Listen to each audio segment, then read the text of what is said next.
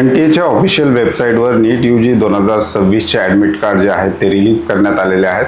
एनटीएनी विद्यार्थ्याला admit card download करण्यासाठी 2 link दिलेल्या आहेत. एनटीएच्या ऑफिशियल वेबसाईटवर आपण या ठिकाणी पाहू शकता की एनटीएनी जी काय आहे ॲडमिट कार्ड डाउनलोड करण्यासाठी 2 लिंक दिलेल्या आहेत.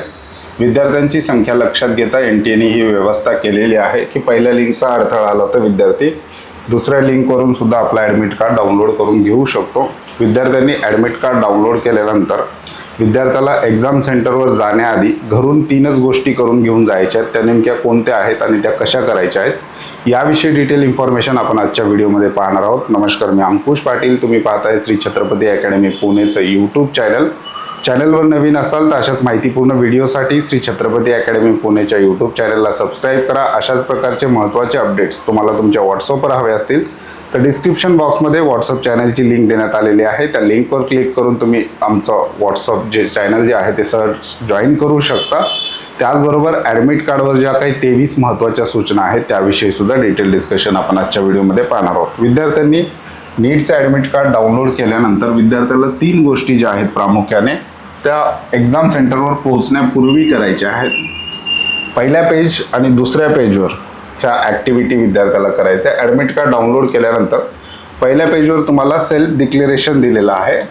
सेल्फ डिक्लेरेशन खाली वर तुमचं सेंटर, फोटो, साईन वगैरे सगळे डिटेल आलेले आहेत. ज्या गोष्टी आपल्याला करायच्या आहेत त्या आपण या ठिकाणी घेतलेल्या आहेत की सेल्फ डिक्लेरेशन जे आहे ते या ठिकाणी लिहिलेलं आहे. विद्यार्थ्याचं नाव वगैरे अशा प्रकारे सगळा डाटा आलेला आहे. आणि पहिल्या पेजवर खाली अशी एक स्ट्रीप 3 बॉक्स तुम्हाला त्या ठिकाणी दिसतील. तर पहिला बॉक्स जो आहे तो कॅन्डिडेट फोटोसाठीचा आहे, म्हणजेच विद्यार्थ्याच्या फोटोसाठीचा आहे. दुसरा बॉक्स विद्यार्थ्याच्या डाव्या हाताच्या अंगठ्यासाठी आहे आणि तिसरा आहे कॅन्डिडेट सिग्नेचर. आता या ठिकाणी काय करायचं आहे की जो काही फोटो आहे candidate photo, passport size photo विद्यार्थ्याला या ठिकाणी घरूनच पेस्ट करून घेऊन जायचं आहे. पासपोर्ट साईज फोटो विद्यार्थ्याला घरून पेस्ट करून घेऊन जायचं आहे. आता हा जो काही फोटो आहे तो नेमका कोणता लावावा?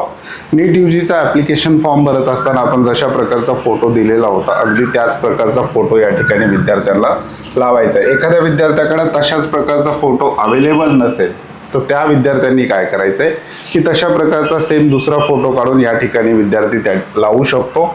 बऱ्याचदा हा बॉक्स जो आहे तो लहान पडतो तर फोटो एखाद्या वेळेस विद्यार्थ्याचा या बॉक्सच्या बाहेर जाऊ शकतो. तर काही अडचण येईल का? तर त्याची कुठलीही अडचण येणार नाही. फोटो बॉक्सच्या जरासा बाहेर गेला असा तरीही काही त्या ठिकाणी अडचण येणार नाही. त्याचबरोबर विद्यार्थ्याचा आणखी एक प्रश्न असतो की हा जो काही फोटो आपण ॲडमिट कार्डवर पेस्ट करतो आहोत किंवा लावतो आहोत त्याच्यावर विद्यार्थ्याचं नाव किंवा फोटोची डेट असणं बंधनकारक आहे का?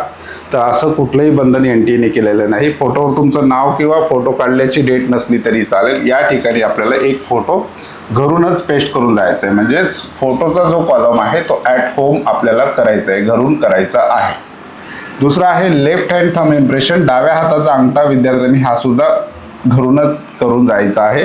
या ठिकाणी डाव्या हाताचा अंगठा विद्यार्थी तो साईन मात्र जे आहे साईन विद्यार्थ्याची जी काही सही आहे ही मात्र विद्यार्थ्याला एक्झाम हॉलवर इन्व्हिजिलेटर जे आहेत त्यांच्या समोर करायचे. म्हणजेच पहिल्या पेजवर 2 गोष्टी आपल्याला घरून करून घेऊन जायच्यात. एक आपला फोटो पेस्ट करायचा आहे आणि दुसरा आहे डाव्या हाताचा अंगठा. साईन जी आहे ती आपल्याला घरून करून घेऊन जायची नाही, ही आपल्याला एक्झाम हॉलमध्ये त्या ठिकाणी करावी लागणार आहे. आता बऱ्याच विद्यार्थ्यांचा असाही प्रश्न असतो की ॲडमिट कार्ड जे आहे कलर प्रिंट काढावं का ब्लॅक अँड व्हाईट काढावं?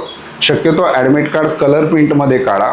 आपल्याला एक्झाम झाल्यानंतर हे भरलेलं ॲडमिट कार्ड इन्व्हिजिलेटरकडे सबमिट करावं लागतं, त्यांच्याकडे द्यावं लागतं. त्याच्यामुळं कलर प्रिंट असेल तर जास्त उत्तम आहे. त्याचबरोबर बऱ्याचशा विद्यार्थ्यांचा असा प्रश्न येतो की ॲडमिट कार्ड जे आहे ते 3 पेजेसचं आहे, सेपरेट 3 पेजेस काढायचेत का बॅक टू बॅक झेरॉक्स काढायचे? तर सेपरेट पेजेस काढा. कारण पहिल्या पेजवर जे आपण थंब इम्प्रेशन देणार आहे किंवा डाव्या हाताचा अंगठा किंवा हा जो काही फोटो या ठिकाणी चिटकवणार आहे याचे जे काही इम्प्रेशन आहे ते सेकंड पेजवर येऊन सेकंड पेजवरची जी काही इन्फॉर्मेशन आहे ती डिस्टर्ब होऊ शकते. त्याच्यामुळे त्या ठिकाणी सेपरेट त्या ठिकाणी पेजेस काढा. ही झाली पहिल्या पेजेसवरची ॲक्टिव्हिटी. दुसऱ्या पेजवर अशा प्रकारचा मोठा बॉक्स दिलेला आहे. हा बॉक्स आहे आपला पोस्टकार्ड साईज फोटो या ठिकाणी चिटकवण्यासाठीचा. पोस्टकार्ड साईज फोटो जो आहे 4x6चा पोस्टकार्ड साईज फोटो या ठिकाणी आपल्याला पेस्ट करायचा आहे. आणि हा जो काही फोटो आहे हा जरी तुमचा बॉक्सच्या बाहेर जात असेल तरी काही हरकत नाही, बॉक्सच्या बाहेर गेला तरी तुम्हाला त्या ठिकाणी कुठली अडचण येणार नाही. जर बसत नसेल तर तुम्ही आडवा सुद्धा फोटो या ठिकाणी लावू शकता. फक्त आपल्याला या ठिकाणी फोटो पेस्ट करून घेऊन जायचा आहे. ही सुद्धा activity at home before exam centre आपल्याला करायची आहे. आणि या ठिकाणी जे आहे या फोटोवर एक्झाम हॉलमध्ये इन्व्हिजिलेटरची पण साईन राहील आणि विद्यार्थ्याची पण त्या ठिकाणी साईन असणार आहे. म्हणजेच या फोटोवर अक्रॉस अशी साईन येणार आहे, एका साईडला विद्यार्थ्याची आणि एका साईडला जे आहे ती इन्व्हिजिलेटरची. अशी फोटोवर थोडीशी साईन आणि बाकी थोडीशी बाहेर. हे जे काही साईन आहेत त्या सुद्धा एक्झाम हॉलवर त्या ठिकाणी केल्या जातील. साईनचा कुठलाच पार्ट जो आहे तो आपल्याला घरून करून घेऊन जायचं नाही.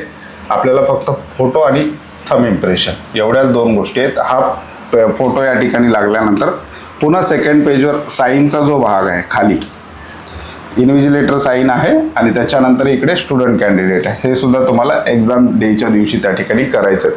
3 महत्त्वाच्या गोष्टी आहेत ज्या आपल्याला घरून करून घेऊन जायच्यात. एक आहे पहिल्या पेजवरचा पासपोर्ट साईज फोटो आणि डाव्या हाताचा अंगठा, आणि सेकंड पेजवरचा मोठा फोटो हा आपल्याला घरून त्या ठिकाणी पेस्ट करून जायचा आहे. बाकी साईनचा जेवढा पार्ट आहे तो तुम्हाला एक्झाम हॉलवर गेल्यानंतर त्या ठिकाणी करायचा आहे. या व्यतिरिक्त सेकंड पेजवर काही सूचना आहेत आणि तिसऱ्या पेजवर काही सूचना आहेत. नेमक्या त्या सूचना काय आहेत ते सुद्धा आपण पाहणार आहोत की NTAने विद्यार्थ्यांना काय सूचना दिल्या आहेत ॲडमिट कार्डवर. 23 महत्त्वाच्या सूचना आहेत. त्या सगळ्या सूचनांचं मराठी ट्रान्सलेशन आपण एकदम व्यवस्थित केलेलं आहे. हे जे काही PDF आहे ट्रान्सलेट केलेले ही आपल्या ऑनलाईन ॲप्लिकेशनमध्ये फ्री बुकलेट या टॅब खाली आपण विद्यार्थ्यांना त्या ठिकाणी अवेलेबल करून देणार आहोत. या ठिकाणी तुम्ही पाहू शकता, ऑनलाईन ॲप्लिकेशन डाउनलोड केलं नसेल तर ऑनलाईन ॲप्लिकेशनची लिंक डिस्क्रिप्शन बॉक्समध्ये आहे. छत्रपती अकॅडमी पुणेचे हे कट ऑफ मंत्र ॲप आहे. सगळे अपडेट तुम्हाला ऑनलाईन ॲप्लिकेशनमध्ये मिळणार आहेत. फ्री बुकलेट नावाचं एक टॅब आहे, याच्यावर क्लिक केलं तर त्या ठिकाणी आपण फोल्डर बनवतोय नीट UG 2026 ॲडमिट कार्ड.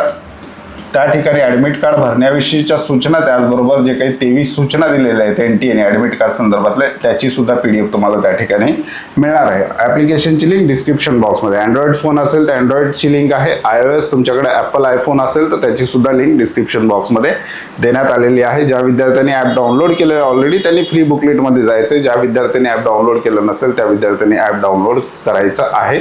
एवढीच माहिती देण्यासाठी तुमच्या समोर आलेलो होतो. तुर्तास आजच्या व्हिडिओमध्ये आपण इथेच थांबतोय. पुन्हा भेटूयात आणखी एका नव्या आणि माहितीपूर्ण व्हिडिओमध्ये. धन्यवाद.